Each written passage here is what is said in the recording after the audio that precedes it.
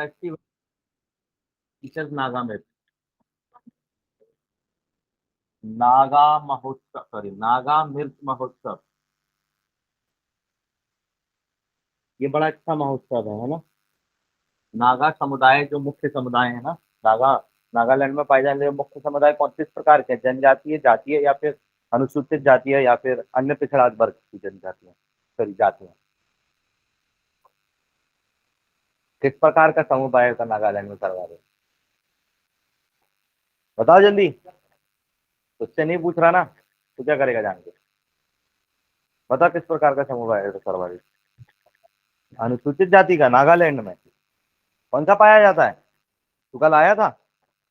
नहीं आया था, नहीं आया था। बता कल मैंने कौन से कलर की टी शर्ट पहनी थी?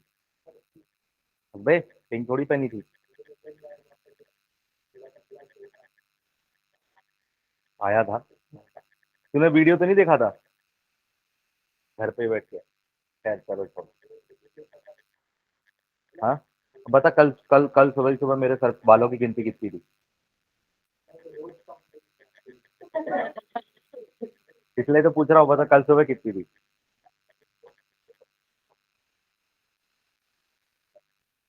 तो फिर मैं कैसे मान लूँ कि तू आया था? खैर, नागालैंड में सर्वाधिक समुदाय कौन सा पाया जाता है? जनजातीय समुदाय। नागालैंड कौन सा समुदाय है? जनजातीय समुदाय का मुख्य क्षेत्र माना जाता है। It is the main land of tribal community. Main land of किसे माना जाता है? अबे किसे माना जाता है? नागालैंड को माना जाता है। ठीक है। नागालैंड भारत के उत्तर पूर्व में स्थित एक राज्य है। बोलो हाँ। पक्का? It is a state of union of India. Union of India situated in north east of India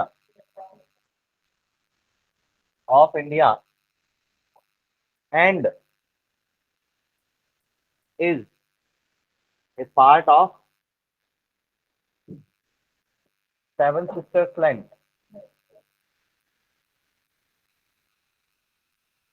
और सात बहनों के क्षेत्र का एक हिस्सा है। अरे बोलो, मतलब भारतीय संघ का एक उत्तर पूर्वी राज्य जो कि सप्तबहन क्षेत्र का एक हिस्सा है या भाग है? बोलो भाई। ओके, तो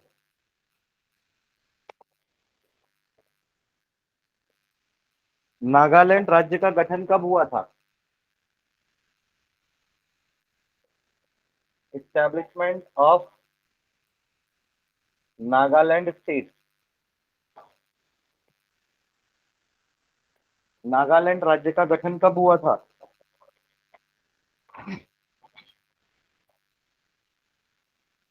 When the Nagaland state was formed, dated 1963। किससे विभाजित हुआ था? Separated from Assam.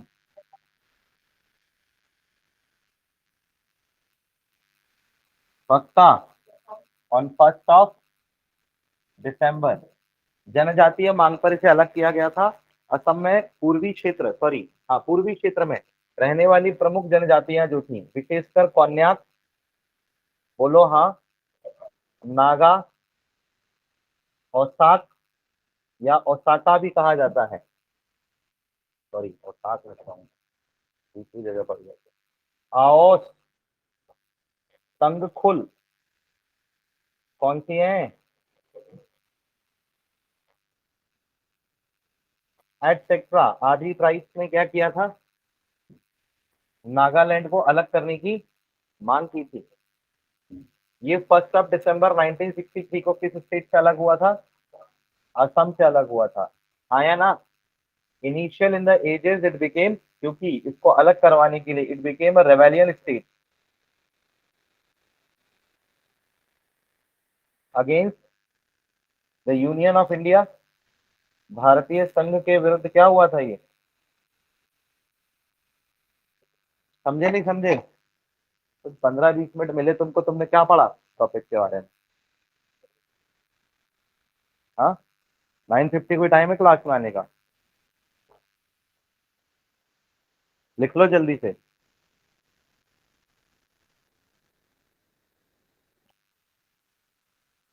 नागालैंड का राजकीय पशु कौन है? हाँ, नागालैंड स्टेट एनिमल। नागालैंड का राजकीय पशु वही है जो अरुणाचल प्रदेश का भी राजकीय पशु। हिंट दे दी मैंने तुमको। डायनासोर। राइनोसरस नहीं तो। नहीं तो। नहीं तो। ऊँट बिलाऊ भी बोल दो। सारे बोल लो जितने पशुओं के नाम पता है तुम्हें। मैं तुम्हें गारंटी दे रहा हूँ तो भी तुम नहीं बता पाओगे। तुम्हें जितने पशुओं के नाम याद हो सारे बोल दो तो भी ना बता पाओगे। और एक बड़ी हिंट दे देता हूँ। The animal comes from the cow family. गौ वंशीय पशु है। मैं गारंटी है ना, तुम पूरे पशु बोल दो तो भी तुम इसका नाम नहीं निकाल पाओगे। और बोलो। हाँ, लड़की सही बोली। गयाल। घड़ियाल नहीं, गयाल। घड़ियाल। State animal. नागालैंड का जो राजकीय पशु है वो मिथुन है। इसे गयाल के नाम से भी जाना जाता है।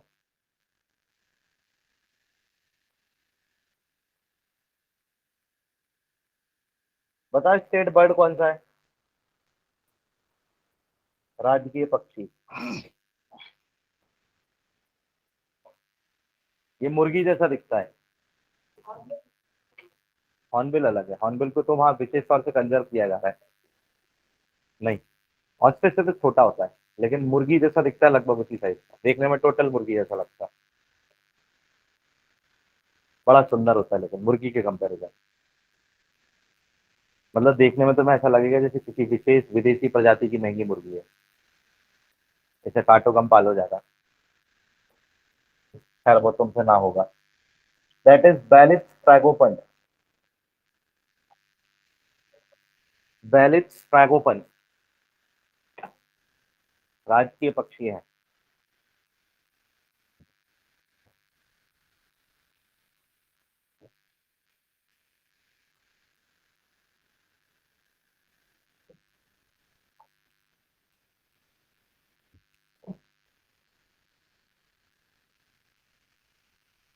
कहाँ जा रहा है? सही बात। मतलब पापा ने गाड़ी तो दे दी, ये कि लड़का इधर से उधर ज्यादा ना घूमे। देख के नहीं चलता गाड़ी में, वो नहीं है फ्यूल मीटर। अरे ऐसा थोड़ी होता है यार। गाड़ी उठाने से पहले आदमी चेक करता है कि रिजर्व है कि नहीं है। रिजर्व में कितना पेट्रोल चलता है उस दिन दिखाया था ना मैंने, कौन कौन था। कितना निकला था? 5 सवा 5 लीटर पेट्रोल रिजर्व में निकला था गाड़ी में से। मतलब रिजर्व में गाड़ी कम से कम 150 से पौने 200 किलोमीटर चलेगी। यहाँ से इंदौर हुआ हो, मेरी वाली। हाँ, तो वही तो इसकी है। टैंक कैपेसिटी बराबर ही होगी, उससे कम थोड़ी होगी, 1-2 लीटर का फर्क होगा चाहे चला। वैसे होगा भी नहीं। हाँ भैया, 5.25 लीटर निकला है, पूछे एक हवा बैठी है। बॉटल्स में निकाल के दिखाया था मैंने, पूरा 6 बॉटल भरी थी 1-1 लीटर की। ये बिजलरी वाली। अब पेट्रोल डेंसिटी के अकॉर्डिंग उसको मैं कम लेके चल रहा हूँ, इसलिए 5 सवा 5 लीटर बोल रहा हूँ। क्योंकि पानी से पेट्रोल की डेंसिटी कम है ना, तो वेट भी कम आएगा। इसीलिए 6 बॉटल में मैं 5 लीटर ले रहा हूँ, नहीं तो 6 लीटर होना चाहिए। मतलब एक बॉटल में मिनिमम टू मिनिमम गिरते पड़ती हालत में बाइक 30 का माइलेज देती है। तो 5 या 15 150 किलोमीटर तो मिनिमम जा रही है। देवास तो पहुंचा ही देगी तुमको, भोपाल से। इंदौर नहीं चाहिए। 60-70 का पेट्रोल उसमें क्या पड़ेगा बे? इंजन नहीं पी पाएगा, गले तक पहुंचेगा वो गाड़ी में। बैठ जाए यहाँ से आगे।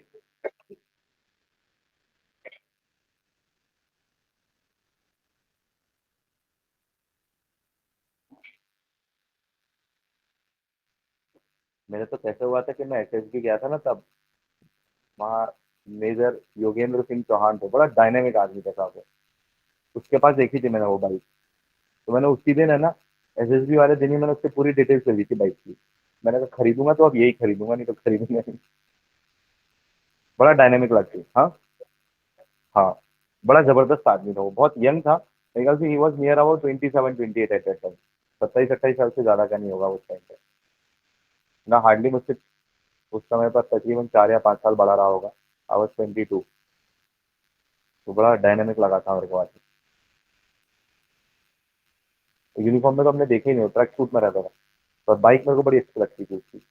मैं गया जिस दिन वो हुआ स्नेक रेस खत्म, फिर आयो के बाद फिर मैं, मेरे को हॉस्पिटल ले गए थोड़ी देर के लिए, मैं गिर गया था तो फिर वहां से आया। वो तो बड़ा मजेदार रिश्ता था। फिर वहां से आया मैं, तो उसके बाद तो उसने मेरे से काफी इंटरेक्शन किया। तो मैं सबसे बड़ी गलती तो क्या कर दी थी पता है, कमांड टास्क चल रहा था, तो उसने मेरे को है ना स्टार्टिंग में नरेशन किया हुआ, gentleman you are the commander here and you have to get your both subordinate to cross the speed, but the instructions will be of your. अब मेरे कम से कम 3 इंस्ट्रक्शन फेल हो गए थे। अब वो आता है मेरे पास, gentleman I think you will do in this way, the task will be completed और it will become more easier for your subordinate. मैंने पता उसको क्या बोला, गजब ही एटीट्यूड में थे अपन भी। Hold, who's the commander here? I am, I will order. वो कह रहा, वो देख रहा हूँ साला यूनिफॉर्म नहीं पहना हूँ, बाद में बताऊंगा तेरे को मैं। पर अच्छा आदमी था काफी, मतलब हमारा काफी अच्छा, मतलब मेरे को है ना आज तक के अपने सारे इंटरव्यू सेशंस के सिर्फ एक जीटीओ के बारे में पता, और उसी का हमने नाम जान पाया। और कोई, और वो दो थे, हमारा एक जीटीओ नहीं था, हमारे दो एक जीटीओ थे। वो जीटीओ जूनियर था, एक जीटीओ सीनियर अलग था उसका, वो थे कर्नल कटियार। वो और भी डायनामिक आदमी था वो तो, करीबन 6 सवा 6 फुट का आदमी रहा होगा वो कर्नल कटियार, बड़ा जबरदस्त। वो भी अल्टीमेट आदमी रहता था। तो उसी ने मुझे बताया था that officers do not wear type of round neck T shirt, वो हमेशा पोलो टी शर्ट में रहता है। तो हमारा मतलब, मेरा फर्स्ट एसएस भी इसलिए मैं उसी का फोटो लगता था मेरे, वो बहुत मतलब जैसे कहते हैं ना, बस रिमेम्बरिंग है वो, मतलब लाइफ टाइम। मतलब शायद मैं अपनी अंतिम सांस ले रहा हूँ ना तब भी मेरे को वो याद रहेगा एक एक इंसिडेंट, इतना प्यारा रहा था। क्योंकि इसके ऑफिसर्स इतने बढ़िया थे, इतने बढ़िया, उससे बढ़िया ऑफिसर्स आ ही नहीं सकते, मतलब हमने कभी जीवन में नहीं देखे। बड़ा जबरदस्त। और पूरी कहानियां उन्होंने सुनाई थी, बड़ी अच्छी अच्छी कहानियां सुनाई थी। तो एक बार मतलब इवन बाद में इंटरेक्ट किया, तो हम लोगों ने तो काफी सारे क्वेश्चन किए। मैंने पूछा था कर्नल कटियार से, बोले sir ever you have seen a kind of difficulty during your job, any kind of incident you can tell which was you were thinking that was the most difficult। तो उन्होंने बोला था कि एक बार ही श्रीलंका साइड वो लोग एक ग्राउंड ऑपरेशन पर गए थे, तो वहाँ उनको एक आइलैंड पर जाना था। तो आइलैंड पर गए थे तो वो पूरा वैसा था, दलदली, दलदली। तो उसने बताया था कि दैट वाज मोस्ट डिफिकल्ट, क्योंकि पूरे शरीर में ना यहाँ ऊपर थाइस तक, सॉरी लोअर थाइस तक लीच चिपक गए, शरीर जगह जगह लीच चिपक गए थे। बहुत मतलब 2 2 3 3 घंटे तो सब लोगों को वो लीच हटाने में लग गए थे। और वो करीबन हम लोग 1.5 पौने 2 घंटे उस पोजीशन में रहे थे सारे, ऐसी कंडीशन में। तो उसको पूरा क्रॉस करके लैंड सरफेस तक पहुंचना था। वो बड़ा भयंकर था, वो बता रहे थे। 90s की बात है, लेटे ऑपरेशन चल रहा था ना जो प्रभाकरण वाला, तब का उन्होंने बताया था that was the most difficult operation. और एक उन्होंने बताया था लेबनान क्राइसिस, लेबनान क्राइसिस हुई थी, तब नेवल ऑपरेशन में उन्होंने पार्टिसिपेट किया था। तो जो वो लेकर आने थे हॉस्टेजेस, सॉरी हॉस्टेजेस नहीं, वहाँ जो फंस गए थे इंडियंस, उनके लिए जो ऑपरेशन किया था उसमें ही जाना बड़ा मुश्किल था। वो selling total Suez canal cross किया था। और उस टाइम पे स्वेज कैनाल इतने बड़े अनरेस्ट पर था जिसकी कोई मतलब वो नहीं थी। तो इंडियन डिप्लोमेटिक रिलेशन उस टाइम पे बहुत काम आए थे। अपनी नरसिम्हा राव जब सेंटर में उस समय पर, तो बोल रहे थे तब बहुत काम आए थे, अदरवाइज हमारा लेबनान जाना और वहां से आना बहुत मुश्किल होता। तो हमें इतनी जल्दी पैसेजेस मिले थे स्वेज कैनाल से जिसकी कोई सीमा नहीं थी। तो यार लाइफ भी ऐसी भी होनी चाहिए यार, स्वेज नहर कभी पार नहीं की तो काय का जिंदगी जी। साला यहाँ पूरा इंडिया नहीं घूम पा रहे, दुनिया बहुत अलग चीज है। बी इंस्पायर्ड यार, मतलब आईएएस वाईएएस बनो। वे इंटरनेशनल ट्रिप्स मिलती है। हाँ तो क्या, ट्रेनिंग के लिए भेजा जाता है साहब, फ्रांस, स्वीडन, पूरा का पूरा एडमिनिस्ट्रेशन समझने के लिए। लेकिन उसके लिए तुम्हें मोस्ट डायनामिक बनना पड़ेगा। ये चूज दी आईपीएस, आईपीएस के थ्रू। लेकिन आईपीएस में थोड़े से चांसेस कम होते हैं यूएन ज्वाइन करने के। वरना यूएन पीस कीपिंग फोर्सेस में 3 साल होके आ जाओ बस, फिर देखो तुम मजे। डॉलर में सैलरी मिलती है, यहाँ की तो मिलेगी मिलेगी, यहाँ की रुकती नहीं है। मतलब मध्य प्रदेश सर्विसेज में होते तो मध्य प्रदेश सरकार तो भरेगी तुम्हारी सैलरी, और यूएन अलग देगा तुम्हें डॉलर्स में। और जो इक्विपमेंट्स मिलेंगे वो इक्विपमेंट्स अलग डील करने के लिए। इंडिया में तो तुम सोच भी नहीं सकते वो इक्विपमेंट यूज करना जितने यूएन में। और उसके लिए सर्विस रिकॉर्ड भी बहुत प्यारा करना पड़ेगा, ऐसे एप्लीकेशन पर मंजूरी नहीं मिलती। बहुत कम चांसेस होता है। आईपीएस को भी मौका मिलता है, ये आईपीएस इवन अपने यहाँ से जो पुलिस मैन होते हैं ना उनको भी मौका मिलता है, सीएपीएस को मौका मिलता है एवरी। और आईएएस भी जाते हैं, जो एडमिनिस्ट्रेटिव सर्विसेज के लोग होते हैं वो भी जाते हैं, सेक्रेटरीट में जाते हैं वो लोग। यूएन हो गया ना, यूएन सेक्रेटरीट का हिस्सा बनते हैं वो। फॉरेन सर्विसेज वालों के साथ साथ उनको एक्स्ट्रा सर्विस वालों को ही लिया जाता है, हर किसी को नहीं लिया जाता। मतलब बहुत सारे तो ऐसे हैं जो अप्लाई कर करके परेशान है, 3 3 4 4 बार अप्लाई करके तो उनका नाम ही नहीं आता यूएन के। बहुत मुश्किल है, यूएन जाना बहुत बड़ी चीज हो जाती है ना, कि वन वी हैव सब in the United nation. Experience बढ़ता है, एक्सपीरियंस बढ़ने के बाद अपन उतने ही ज्यादा हाइक करते हैं। तैयारी तैयारी करें थोड़ी सी और तेज बढ़ाना है। रगड़ दो अपने आप को, बहुत अच्छी जिंदगी है आगे जाके देखना। तुम बोलोगे बोले हाँ हमने जिंदगी पाई। बस ये है कि रिटायरमेंट होते टाइम पे, रिटायरमेंट वाले दिन बहुत रोना आता है। अगले दिन से कोई नहीं पूछेगा, हम जैसे लोग पूछते हैं, सर सर इंटरव्यू सेशन है। बस, बाकी कोई नहीं पूछता। मतलब आदमी 50 60 लाख लोगों से, 50 60 लोगों से डेली घिरा रहने वाला, कभी अकेला ना रहने वाला, एकदम से बेरंग जिंदगी हो जाती है उसके अगले दिन की। बोले अब क्या, क्योंकि जब तक कुर्सी है तब तक औकात है। पर रिटायरमेंट तक बड़ा मजा है। इसलिए कहता हूँ ना, more you will be enjoying early you will be selected. अब मेन टॉपिक पे आते हैं, नागालैंड की चीजें याद रखना। 1 दिसंबर 1963 को हुआ। इनकेस देख ही रहे हैं तो फिर देख ही लो नागालैंड भी, क्या दिक्कत है उसमें, है ना। अब आते हैं नागा मिर्च महोत्सव पर। ये तो तुमने पढ़ ही लिया होगा। नागा मिर्च होती है बेटा, नागालैंड में पाई जाती है। इसे दुनिया की 5 सबसे तीखी मिर्चों में शामिल किया जा चुका है। वन आया ना। वैसे तो दुनिया की 5 नहीं, इसे दुनिया की सबसे तीखी मिर्च कहा जाता है, नागा मिर्च को। हाल ही में रिसेंटली ऑन 10 सितंबर, मैंने थोड़ा सा लेट करंट अफेयर ले पाया है, 2022 यानी कि पिछले महीने, फर्स्ट नागा मिर्च फेस्टिवल वॉज और Naga chilli festival was organize. हाँ है ना, बोल तो दो। वेरी गुड बेटा, ये कहाँ ऑर्गेनाइज किया गया था? है सेइहामा में, है ना। नागालैंड के सेइहामा में, that was first time organize. इससे पहले कभी ऑर्गेनाइज नहीं किया गया है इसको। नागा मिर्च festival was all dedicated to Naga मिर्च। किसके लिए ऑर्गेनाइज किया गया था? नागा मिर्च के लिए। नागा मिर्च इज ऑफन कॉल्ड दी राजा मिर्च। नागा मिर्च को राजा मिर्च के नाम से भी पूरे भारत में जाना जाता है। इसके अलावा दुनिया भर में इसे घोस्ट पेपर के नाम से जाना जाता है। किस नाम से जाना जाता है? इसके अलावा इसे भूत जलौकिया भी कहते हैं। क्या कहते हैं? भूत जलौकिया भी कहते हैं। क्लियर है या नहीं है? ये सारे नाम किसके हैं? नागा मिर्च के। दरअसल नागा मिर्च का जो मेन प्रोडक्शन है, इधर देखना, द प्रोडक्शन फर्स्ट टाइम, जब पहली बार किया गया था, बोलो हाँ, वॉज स्टार्टेड फ्रॉम, कहाँ से शुरू किया गया था पहला प्रोडक्शन?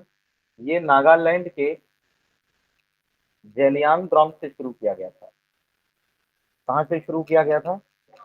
जेलियांगरोंग नाम के क्षेत्र से। बोल तो देते। आज की डेट में जेलियांगरोंग के अलावा पेरेन, तोम, कोहिमा और दीमापुर में भी ये मिर्च उगाई जाती है। बोलो हाँ। Very good. कहाँ कहाँ उगाई जाती है? पेरेन, तोम, कोहिमा और दीमापुर में ये मिर्च उगाई जाती है। लगभग नागालैंड की सभी जनजातियां मिलकर या सभी कबीले मिलकर के इसको उगाने का काम करते हैं। बोलो हाँ या ना। नागा मिर्च के बारे में ये भी कहा गया है दैट इन द ईयर 2008, कब बेटा? वर्ष 2008 में it has received the GI tag. इसे जीआई टैग मिल चुका है। अभी नहीं मिला, पहले ही मिल चुका था।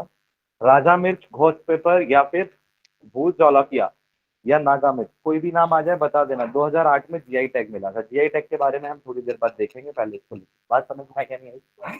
ओके। ये नागालैंड के सेईहामा में आयोजित किया गया है। इतना तो तुमने देख ही लिया होगा आराम से।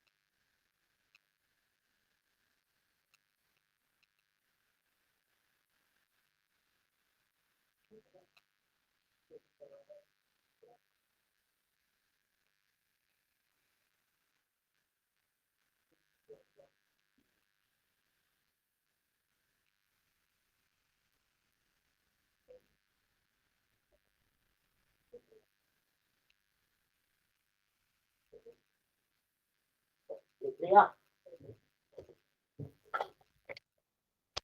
बता दूं। अबे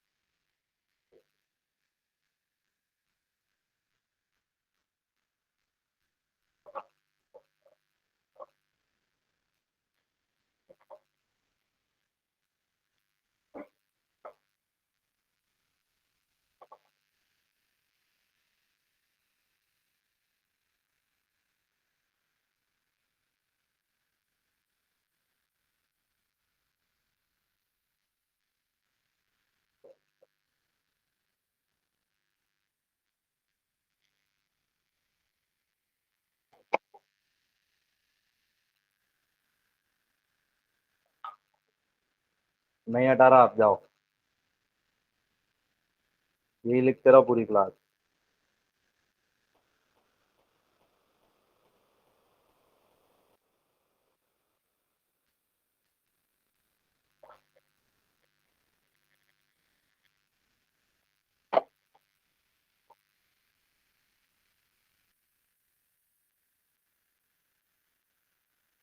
क्या क्या नाम से जाना जाता है नागा मिर्च को?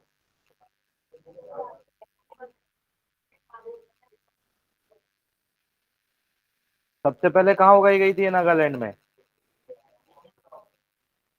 जेलियांगरोंग में। कहाँ पर उगाई गई थी? इसको जीआई टैग कब नसीब हुआ? कब हुआ? ये दुनिया में किस आइडेंटिफिकेशन के लिए जानी जाती है सबसे ज्यादा? इसके तीखेपन के लिए। खाई के लिए? तीखेपन के लिए। तीखे टेस्ट को क्या कहते हैं हम? Spicy taste. वो तो मसालेदार होता है। चिरपिरा। बोले, ये बहुत चिरपिरा है। दुनिया की सबसे चिरपिरी मिर्च।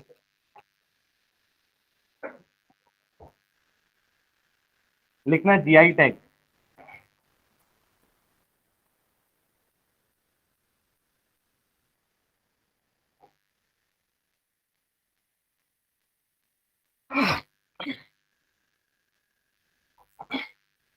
GI tag.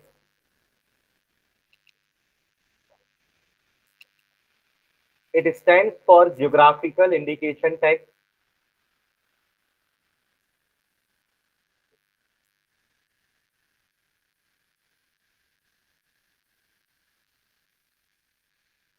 इसे भौगोलिक संकेतक कहा जाता है। Stands for geographical indication text. इसकी जो शुरुआत हुई थी, स्टार्ट हुई थी, वो under the geographical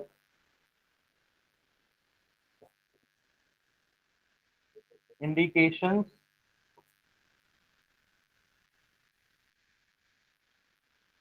for goods registration and protection act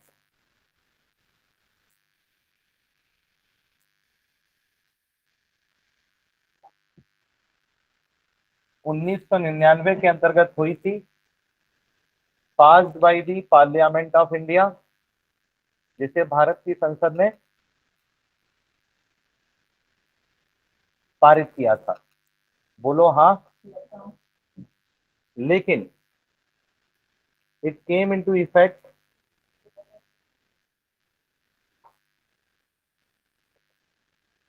by the year 2003. The first tag was given in the year 2004 to the Darjeeling tea.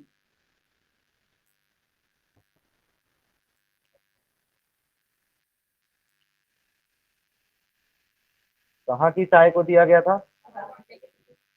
तुम्हें तो अच्छे से पता होना चाहिए, तुम तो चाय के सेवैया हो। कितनी लपेट देते हो एक दिन में? कमल खान कितनी लपेट जाती हैं? है बेटा, एक ही। This tag is provided by the director general of patent design and trademarks. इस संस्था का मुख्यालय कहाँ आता है? The headquarter is situated in Chennai. यानी कि आपको अगर आवेदन करना है तो कहाँ करना होगा? वेरी गुड, लिख लो। जैसे अपन अपनी संस्था को रजिस्टर कराना चाहें भौगोलिक संकेतक के तौर पर, तो भाई आप क्या उत्पादित करते हो? तो अपन बताएंगे मोदी जी की बेइज्जती। ये सिर्फ हम ही कर पाते हैं अच्छे तरीके से, इतनी अच्छी कांग्रेस भी नहीं कर पाती। नहीं, मतलब हमारी अलग ही स्वैग है ना, हम हंसते हंसते झंड करने वाले लोग हैं।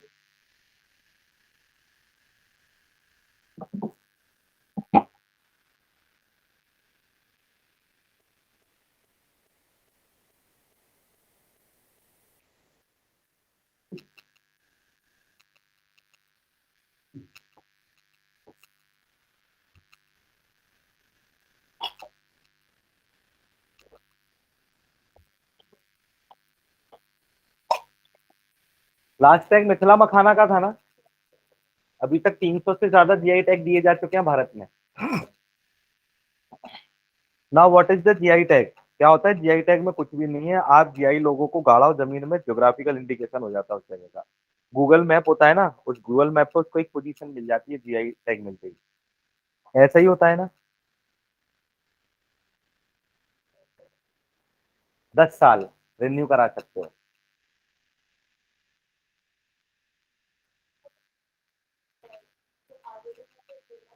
हाँ, उसके साथ प्रूफ भी देने पड़ते हैं कि तुम्ही को क्यों दिया जाए।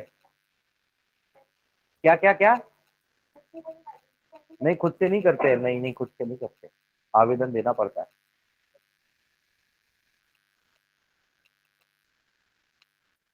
क्या बात कर रहा है रावण के सहने कुछ तो? अरे तो रावण का सहना ही कहना है।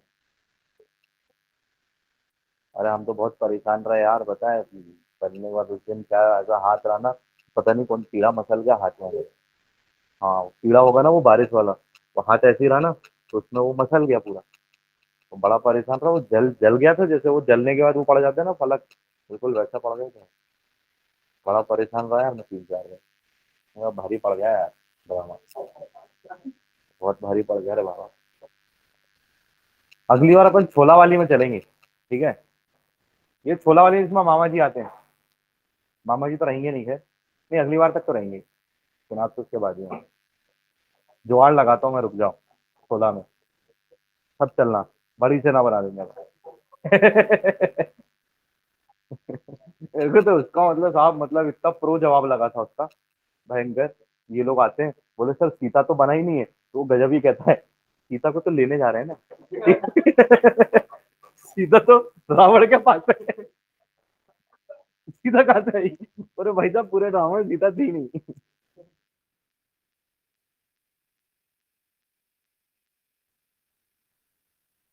इसने तो लड़ाई भी गजब ही मचाई थी, उठा उठा के डंडे मारे थे इसने। अरे भयंकर लड़ाई है तो, अति अलग ही कोना पकड़ लिया था इनने लड़ने के लिए, कसम से। नहीं देखा तुमने? तुम थे नहीं उस टाइम पे, तुम लोग सेल्फी में बिजी हो गए थे।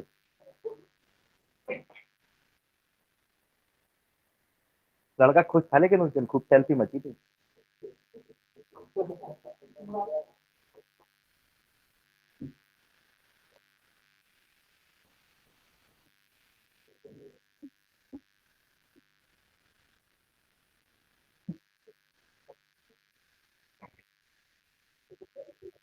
हो गया भाई, बोलना बोलना। अरे बताना, तेरी आवाज आई थी। अरे बताना, टाइम खराब मत कर, आगे भी चलना। जल्दी बता। देखो जीआई टैग क्या है? किसी क्षेत्र के उत्पाद विशेष को दिया जाता है, लिख लेना, the GI tag is provided to a specific product of any region. The GI tag is provided to a specific product of any region. यह टैग किसी क्षेत्र विशेष के उत्पाद को दिया जाता है, किसी क्षेत्र विशेष के उत्पाद को दिया जाता है। This product is given to a specific this tag is given to a specific product of any region. किसी क्षेत्र के विशेष उत्पाद को दिया जाता है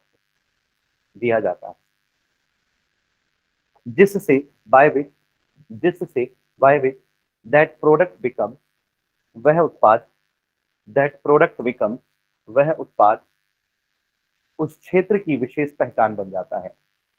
that product becomes वह उत्पाद उस क्षेत्र की विशेष पहचान बन जाता है। product become the main indication, sorry, the geographical indication of that region. उस क्षेत्र की विशेष भौगोलिक पहचान बन जाता है। नहीं समझे? अरे जैसे मथुरा के पेड़े हैं, तो मथुरा के पेड़े जो हैं, वो मथुरा के पेड़े, मथुरा किस नाम से जाना जाता है? आपके नाम के आगे आपको मैं एक वर्ड दूं, मतलब एक गेम खेलते हैं हम, इमीडिएट रिस्पॉन्स का, वो देखा है ना, शब्द बोलो दूसरा शब्द आना चाहिए। अगर मैंने आपसे पेड़ा बोला, आप मथुरा ही बोलोगे। कोई मीठा भी नहीं बोलेगा, कोई शक्कर भी नहीं बोलेगा, कोई गुड़ भी नहीं बोलेगा उसके ऊपर, कोई मिठाई भी नहीं बोलेगा पेड़े पे। पेड़ा नाम सुनोगे तो मथुरा नाम निकलेगा। मतलब मथुरा का ज्योग्राफिकल इंडिकेशन है ना पेड़ा। पेड़े की शुरुआत कहाँ से हुई? मथुरा से हुई। हाँ या ना? इसी तरीके से पेठा बोला तो आपका नाम के आगे ही आगरा आता है। हाँ या ना? इसी तरीके से रसगुल्ला बोला तो बंगाल अपने आप ही आपके नाम में आ जाता है। हालांकि जीआई टैग रसगुल्ला के लिए बंगाल और उड़ीसा दोनों राज्यों को दिया गया है, तो उड़ीसा और बंगाल दोनों के जीआई टैग रसगुल्ला के लिए है, क्योंकि दोनों का अपना एक महत्व है। दरअसल बंगाल में रसगुल्ला की शुरुआत हुई है, और रसगुल्ला सबसे पहले बनाया गया कहाँ पर?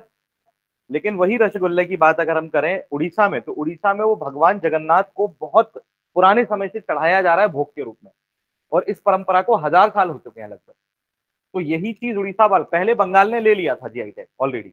उड़ीसा ने जब इसके लिए अप्लाई किया तो उड़ीसा से ये पूछा गया कि बंगाल के पास ऑलरेडी है, आप किस मायने में स्पेसिफिक है और बंगाल से आगे क्यों जाना चाहेंगे? तो उड़ीसा ने ये कहा था कि साहब 1000 साल की परंपरा है, हम भगवान जगन्नाथ को इसी रसगुल्ले का भोग चढ़ाते हैं।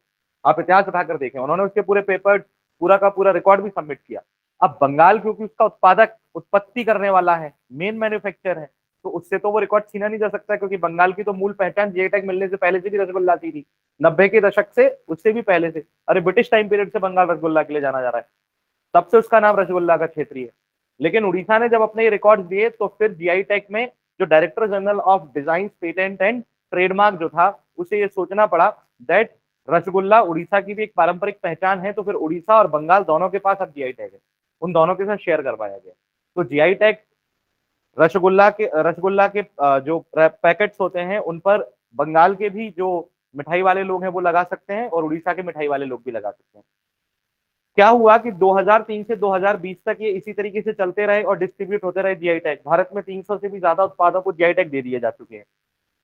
वर्ष 2019 में इसके अधिनियम में एक संशोधन किया गया, और अधिनियम में संशोधन करते हुए वर्ष 2020 में इसके लिए एक नया लोगो लॉन्च किया गया था। 2020 में जीआई टैग लोगो आ गया था। और अब इस समय से, क्योंकि पहले से जीआई टैग दिया जाता था, अब क्या हो गया, उन्होंने एक लोगो बना दिया। तो अब जिस रीजन को जीआई टैग मिला हुआ है, उस रीजन को जीआई टैग मिलने की वजह से वो रीजन के जितने भी प्रोड्यूसर्स या मैन्युफैक्चरर्स या डीलर्स हैं, वो जब उस प्रोडक्ट को बेचेंगे तो वो प्रोडक्ट बेचने के लिए वो क्या करेंगे, जीआई टैग लगा देंगे। अब मान के चलो कोई पेठा अगर आपको भोपाल में मिल रहा है किसी दुकान से, और उस पेठे पे जीआई टैग का लोगो लगा हुआ है, इसका मतलब समझ लो कि वो पेठा भोपाल में बने ही नहीं है, वो आया आगरा से, अगर आगरा के पास इसका जीआई टैग है तो। हालांकि उस बेल्ट ने अभी तक अप्लाई नहीं किया, मुरैना वालों ने भी गजक का अप्लाई नहीं किया। वो 3 ही प्रोडक्ट आते हैं उस बेल्ट पे। यहाँ से जाओगे तो पहला गजक मिलेगी मुरैना जिले की, फिर आगरा जिले का पेठा मिलेगा, और फिर पेड़ा मिलेगा मथुरा का। तो दिल्ली की जो चाट है, क्या याद दिला दिया तुमने, मन नहीं लगेगा। तुम लोग दिल्ली गए हो कभी? भाई साहब बोलने का नाम है, वैसे पता है कि मुंबई में जाके स्ट्रीट फूड खाओ, कुछ नहीं है वहाँ स्ट्रीट फूड के नाम। असली है ना दिल्ली का है। हाँ, भोपाल के लोगों को खान लीचड़ है खाने के नाम पे।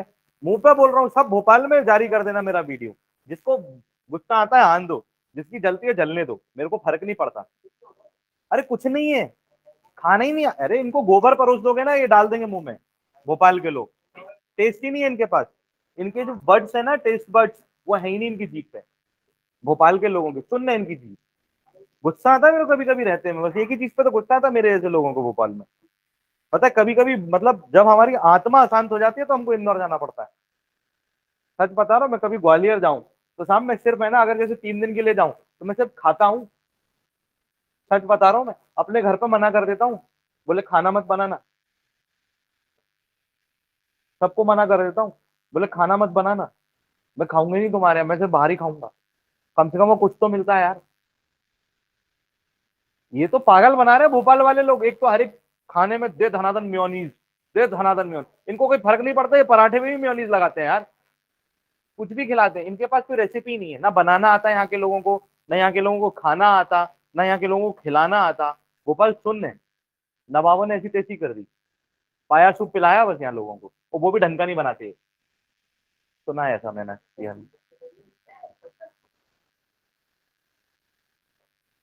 बेटा वो देखा है तुमने, गूगल मैप चलाया है? तो गूगल मैप का जो एग्जैक्टली मार्क होता है ना, अभी इंडिकेशन, बिल्कुल वैसा ही इंडिकेटर इन्होंने बनाया था, जिसको हमने जीआई टैग लोगो कहा है। किसने बनाया था? जीआई टैग लोगो के रूप में।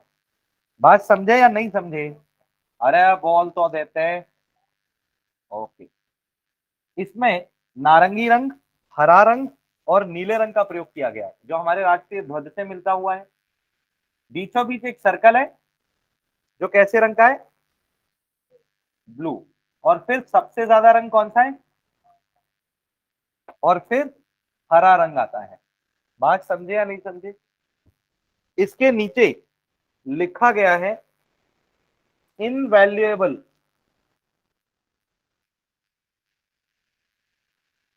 Freezer of incredible India.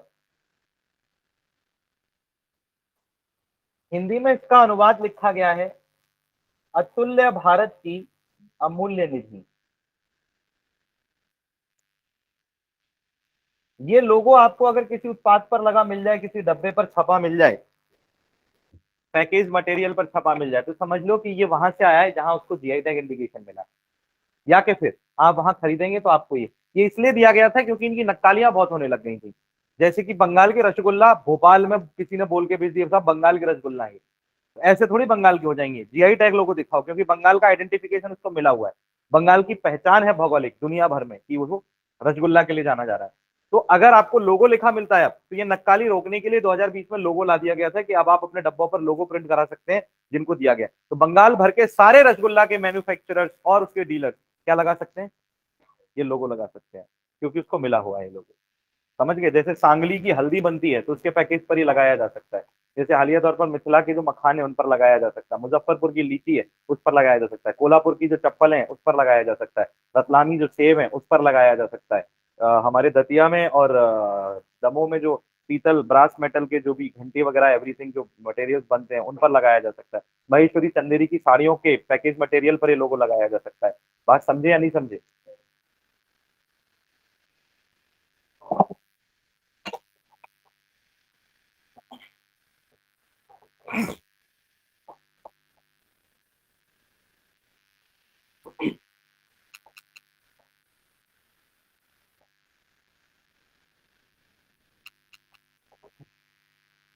तो तुमको मेरे से कोई खास दुश्मनी रहती है जो पंखा तुम मेरी साइड करके रख देते हो?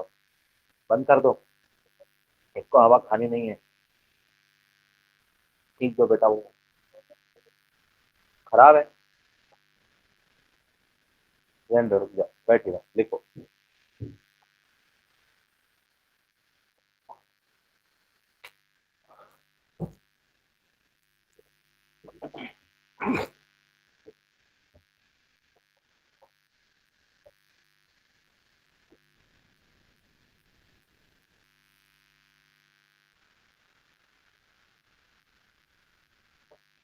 तो इसे क्या कहते हैं? GI tag. बोल तो दो। पक्का पक्का। ये पहले किसको मिल चुका है?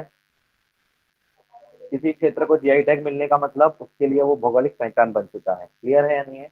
The GI tag has a validity of 10 years। GI tag की वैधता 10 वर्ष की होती है। The GI tag has the validity of 10 years। GI tag की वैधता 10 वर्ष की होती है। Has the validity of 10 years। GI tag की वैधता 10 वर्ष की होती है। That can be renewed. जिसे रिन्यू किया जा सकता है। That can be renewed. जिसे रिन्यू किया जा सकता है। That can be renewed. जिसे रिन्यू किया जा सकता है मतलब फिर से बढ़ाया जा सकता है 10 साल के लिए। उसके लिए आपको अलग आवेदन करना होगा अपनी वैधता समाप्त होने से पहले। बोलो। नागा मिर्च को रिन्यू किया गया होगा, मैंने देखा नहीं, पर रिन्यू किया गया होगा। फोन लगा लेना, पता कर लेना। मैं तो कहता हूँ आरटीआई लगा लो, कुछ सीखने को भी मिल जाएगा उसका। आरटीआई लगा के पूछ लो क्या नागा मिर्च का जीआई टैग रिन्यू हुआ था तो किस वर्ष हो गया था, या कब उसका आवेदन हुआ था, ऐसा। तो आपको नागा मिर्च के बारे में वो सारी जानकारी मिलेंगी जो किसी किताब में भी नहीं मिलती। आरटीआई लगाने का लगाया करो ना भाई आरटीआई। आरटीआई अधिनियम किस वर्ष आया था? बस अब मत लगाना, आगे चलो। है, दो में आया था, बिल्कुल भी मत लगाना, सोचना भी मत, आज के बाद आरटीआई का नाम भी मत लेना। तो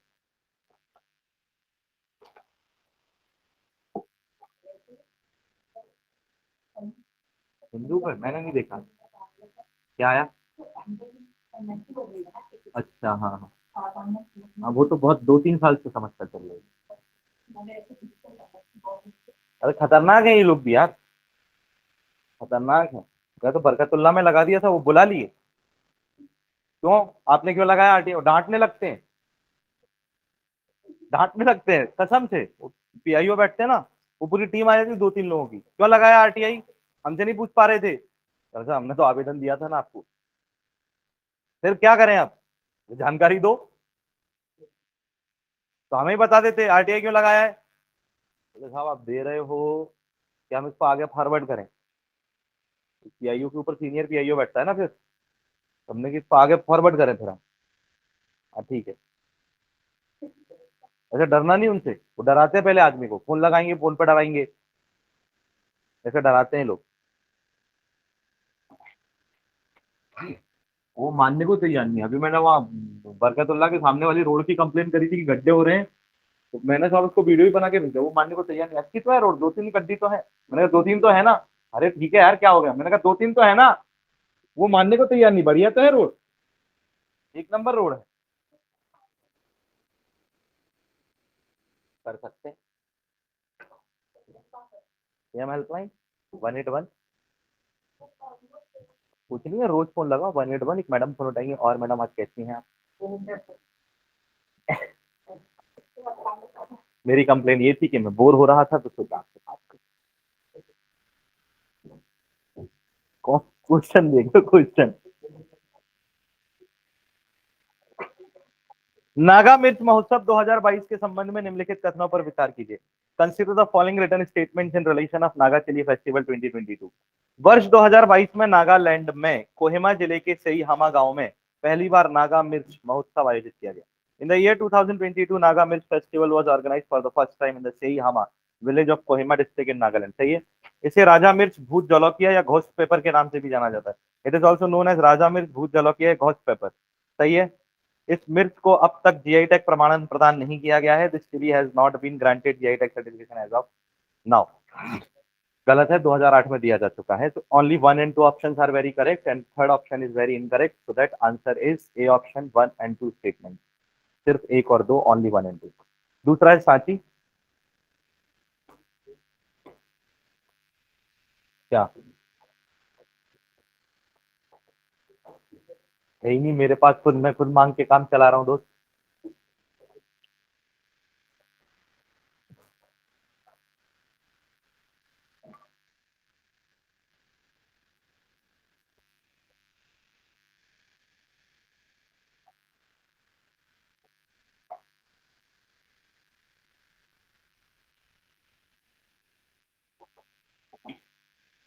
इसमें लिख लेना, सांची मध्य प्रदेश में कार्यरत सबसे बड़ी दुग्ध डेयरी है जो सहकारिता के आधार पर कार्य करती है।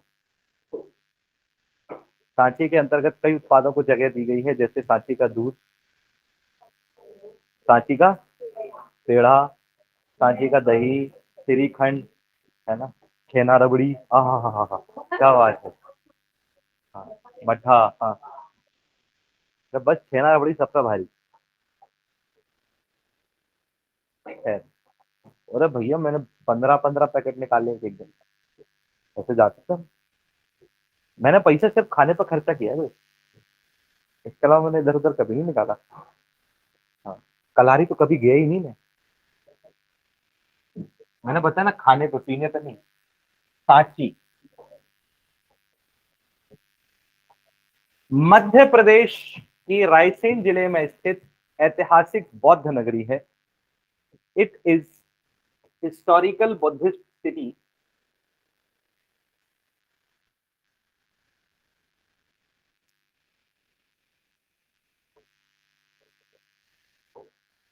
situated in Raisen district of Madhya Pradesh. Madhya Pradesh के रायसेन जिले में स्थित ऐतिहासिक बौद्ध नगरी है। Its ancient name is Kakinada, sorry काकनाड,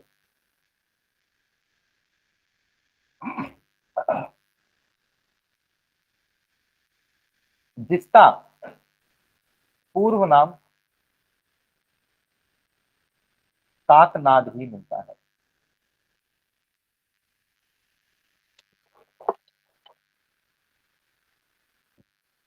the Sanchi is famous for the Buddhist architecture. Sanchi की विशेष प्रसिद्धि यहाँ स्थित बौद्ध स्थापत्यों के लिए है। Famous for the Buddhist architecture, Sanchi की विशेष प्रसिद्धि यहाँ स्थित बौद्ध स्थापत्यों के लिए है। These were constructed between 3rd century BC to 12th century AD, जिनका निर्माण तीसरी शताब्दी ईस्वी पूर्व से 12वीं शताब्दी ईस्वी के मध्य किया गया। तीसरी शताब्दी ईस्वी पूर्व से 12वीं शताब्दी ईस्वी के मध्य किया गया। ईस्वी पूर्व से 12वीं शताब्दी ईस्वी के मध्य किया गया। The Sanchi has total 36 shrine. Sanchi में कुल 36 बौद्ध मठ हैं। 18 टेम्पल्स, 18 मंदिर हैं एंड 2 मेन स्तूप, और 2 मुख्य स्तूप हैं। 2 मेन स्तूप और 2 मुख्य स्तूप हैं। These are of Buddhist monk Sariputra, जो बौद्ध भिक्षु सारीपुत्र और महामोद गाल्यान के हैं। एंड ऑफ महामोद गाल्यान, और महामोद गाल्यान के हैं।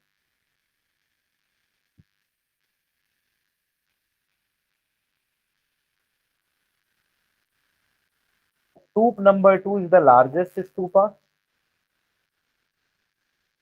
स्तूप संख्या तो सबसे बड़ा स्तूप है। Stupa number 2 is the largest stupa. स्तूप संख्या 2 सबसे बड़ा स्तूप है।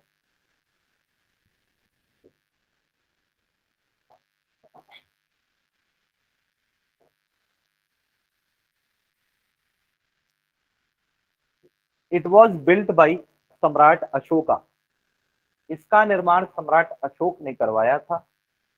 इट वॉज बिल्ट बाई सम्राट अशोक, इसका निर्माण सम्राट अशोक ने करवाया था। Letter during the rain of Agnimitra Shunga, बाद में अग्निमित्र शुंग के शासनकाल में। Letter during the rain of Agnimitra Shunga, बाद में अग्निमित्र शुंग के शासनकाल में। Letter during the rain of Agnimitra Shunga, बाद में अग्निमित्र शुंग के शासनकाल में।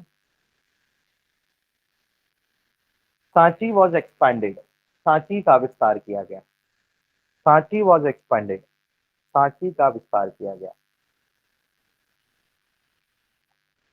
लाइन थी। इन द ईयर 2020, वर्ष 2020 में।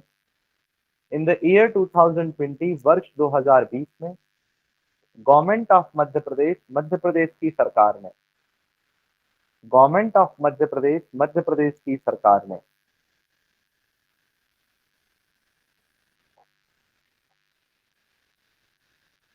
Has declared the Sanchi to be built as the solar city. Has declared the Sanchi to be built as the solar city. Sanchi को सोलार सिटी के तौर पर विकसित किए जाने की घोषणा की। सांची को सोलार सिटी के तौर पर, सोलार सिटी के तौर पर विकसित किए जाने की घोषणा की। Has built the Sanchi as the solar city, Sanchi को सोलार सिटी के तौर पर विकसित किए जाने की घोषणा की। अंडर दिस प्रोजेक्ट, इस परियोजना के अंतर्गत, अंडर दिस प्रोजेक्ट, इस परियोजना के अंतर्गत total 8 megawatt plant, total 8 megawatt plant of 4 solar panel, total 8 megawatt plant of 4 solar panel, कुल 8 मेगावाट का 4 सोलार पैनल युक्त संयंत्र, 8 मेगावाट का 4 सोलार पैनल युक्त संयंत्र हैज बीन एस्टैब्लिश, को स्थापित किया गया है। हैज बीन एस्टैब्लिश, को स्थापित किया गया है। इसके साथ ही, विद दिस, इसके साथ ही, with this rooftop solar panel, छतों पर लगने वाले सौर panel, rooftop solar panel घरों पर लगाए गए हैं। Have been placed on the houses, have been placed on the houses, घरों पर लगाए गए। इन विच टोटल, जिसमें कुल 60% सब्सिडी सरकार की ओर से दी गई है। In which total 60% subsidy has been given by the government, जिसमें कुल 60% सब्सिडी सरकार की ओर से दी गई है। In which total 60% subsidy has been given by the government, 60% subsidy सरकार की ओर से दी गई है। In which 40% contribution is from central government, जिसमें 40% केंद्र सरकार and 20% subsidy is of state government. 20% subsidy राज्य सरकार द्वारा दी गई है, 40% सब्सिडी केंद्र सरकार और 20% सब्सिडी राज्य सरकार द्वारा दी गई है। मैं तो बोल रहा हूँ सोलार पैनल बनाने की फैक्ट्री लगा लो, सबसे बढ़िया था। तुमको तो 100% ही मिलना है ना, और राज्य सरकारों का और केंद्र सरकार का पैसा कहीं जाएगा तो है नहीं, आएगा खाते में नहीं है। डीलर्स है केवल यहाँ पर।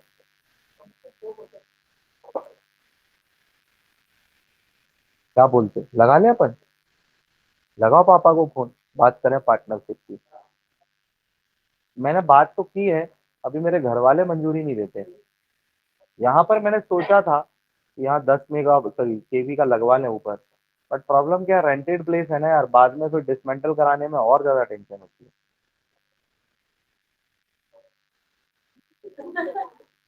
नहीं मेरे घर पे है, जहां तक है कि इस बार हम लोग मार्च से पहले पहले लगवा लेंगे। मैंने लास्ट टाइम पे इनिशिएट किया था लास्ट ईयर अपने फादर को। मैंने तो प्रॉपर्टी भी ले ली थी, मैंने टोटल उसमें 8 लाख रुपए फंसा भी दिया था। और 2 एकड़ की प्रॉपर्टी ली थी, सीहोर से 80 किलोमीटर अवे है, सीहोर से आगे जाकर 80 किलोमीटर, तो अंदर की साइड थी, वहां मैंने जमीन ली थी 2 एकड़ की, कुसुम योजना के लिए ली थी। ये 2019 की बात है। फिर कोविड के बाद भगवान जाने क्या हुआ, वो फ्रॉड तो नहीं कह सकता मैं, लेकिन उन्होंने सबसे पहले एकदम से मेरे अकाउंट में क्रेडिट हुआ 2.5 लाख रुपए। मैंने कहा फिर उनका फोन आया, बोले सर हम पूरा पैसा रिफंड कर रहे हैं आपको, कुछ पता नहीं शायद जमीन में कुछ प्रॉब्लम थी या उन लोग प्योर नहीं रहे या जो भी रहा हो उस पार्टी में। उसके बाद फिर कोविड आ गया, तो कोविड में क्या पैसा उठना शुरू हो गया फिर, तो घर बैठे रेंट चला, ये सब चला, तो उस चक्कर में खत्म होता चला गया। वरना तब वो चालू हो जाता तो हो जाता, क्योंकि तब पैसा भी था। तो फिर उसके बाद फिर मैं सोच ही नहीं पाया उसको लेकर के ये। घर पे मैंने स्टेट किया, but my father was not in favour. अब धीरे धीरे उनको लग रहा है कि नहीं होना चाहिए, तो अभी वो खुद ही मुझसे बोले थे लास्ट में, तो नेक्स्ट ईयर मार्च अप्रैल तक हम लोग करवा देंगे। मेरी कॉलोनी में 3-4 लोग लगवा चुके हैं सर। कुछ नहीं है तो किसी भी जो भी डीलर होगा उसको कॉल कर लीजिए, उनसे बात कर लीजिए कितने का पड़ रहा है, सब्सिडाइज कितना है। सब्सिडी मिलने के बाद पूरी फाइनल बात होने के बाद वो आएंगे, मुश्किल से 2 दिन लगेंगे उनको, 2 दिन में वो फिक्स करके निकल लेंगे। कोचिंग के लिए तो मेरे पास बहुत बार कॉल था, बहुत बार। बट प्रॉब्लम ये है कि रेंटेड प्रॉपर्टी है। अगर अपनी प्रॉपर्टी है तो अब तक तो लगा लेता भाई, मेरे को अप्रैल महीने में 45,000 बिजली का बिल भरना पड़ता है। 3 महीने तो 45,000 चल रहा, अभी स्टिल कचू नहीं चल रहा, उसमें तो मेरा 20,000 18,000 बिल है यार। नहीं करते, इसका बिल भरूंगा उससे अच्छा तो एक बार में 5-6 लाख रुपए खर्च करके वो हो जाएगा। मतलब 7 साल से मैं अभी बिजली का, कोविड कोविड पीरियड में मैंने समथिंग 3 सवा 3 लाख रुपए तो बिजली बिल दिया है साल का। तो 3 सवा 3 लाख में मतलब सोचो आप घर बैठे, सोलर पैनल होता तो बिजली का बिल ही नहीं आता ना, जीरो रहता होता, कंजम्पशन था ही नहीं। बिना कंजम्पशन के 15-15 20-20 हजार बिल आया है कोविड टाइम पे। मतलब ऑन एन एवरेज मैंने 14 से 16 हजार के बीच में हर महीने का बिल दिया, ये मान लो, कोविड के दोनों। और वो भी तब की बात कर रहा हूँ जब टोटल बंद था, टोटल क्लोज था, क्योंकि अपने यहाँ 25 केवी की लाइन है, 19 AC पड़े हुए हैं ऑफिस में, तो इतना लोड लेने के लिए अपन ने लाइन अलग से लगवाई। तो बिजली विभाग का साफ कहना था कि गिरती पड़ती हालत में जब आप पूरे मेन स्विचेस को ऑफ रखोगे, तब भी आपको 7,000 रुपए तो मेंटेनेंस ही देना है मिनिमम, क्योंकि आपके लिए अलग से हमने पर्सनलाइज लाइन डाली हुई है, तो उस लाइन का मेंटेनेंस अब आप ही दोगे। आप मतलब ऐसा बोल सकते हो कि अपने लिए अलग से एक लाइन, अपने लिए अलग से एक ट्रांसफार्मर स्पेस है, तो उस पर अपन को मिनिमम जिसे कहते हैं ना, एक सिक्योरिटी डिपॉजिट हुआ था उसका तो अलग। हम गए भी थे, बोले साहब निकाल दो इसको, इतना नहीं भर पाएंगे। और अपना तो कुछ नहीं है, मैं तो सोच रहा हूँ ये सिनेमा थिएटर से तो गुस्से में आए थे। ये सिनेमा थिएटर और सिनेप्लेक्स और मल्टीप्लेक्सेस वाले हैं, इनके तो बिजली के बिल रहे होंगे 2-2 3-3 लाख के महीने के, जो कोविड में इन बेचारों ने बैठ के भरे हैं घरों पर। ये स्थिति रही है, 50,000 से नीचे बिल नहीं आए इन बेचारों को। फैक्ट्री लोग वाले लोगों के 10-10 12-12 लाख के बिजली बिल है जिनके फैक्ट्री, इसलिए तो फैक्ट्री वालों ने आतंक मचा दिया था। बोले साहब या तो ये हटवाओ, विद्युत विभाग सुन नहीं रहा था। प्रॉब्लम है विद्युत विभाग दिए जा रहा था दे धनाधन बिल। बहुत है भाई, भोपाल में तुम जाओ तुम्हें बहुत मिल जाएंगे, तुम चौराहे पर खड़े होगे ज्योति पर चिल्ला दो सोलार लगाने वाला, 10 आ जाएंगे तुम्हारे पास, वहीं घूम रहे होंगे आजकल, खूब घूम रहे हैं। किससे, जमीन है तुम्हारे पास कितनी, जाओ ये अपना MPIDC में, वहां जाके बैठ जाओ उनके काउंसलिंग रूम में, वो बोलो कुसुम परियोजना की जानकारी दे दो। यही RBI के लाइन में MPIDC का, कोई कुछ बोले तो बोल देना कि काले साहब ने भेजा है। वहाँ काम करते हैं, एक अपने परिचित यथार्थ के पापा।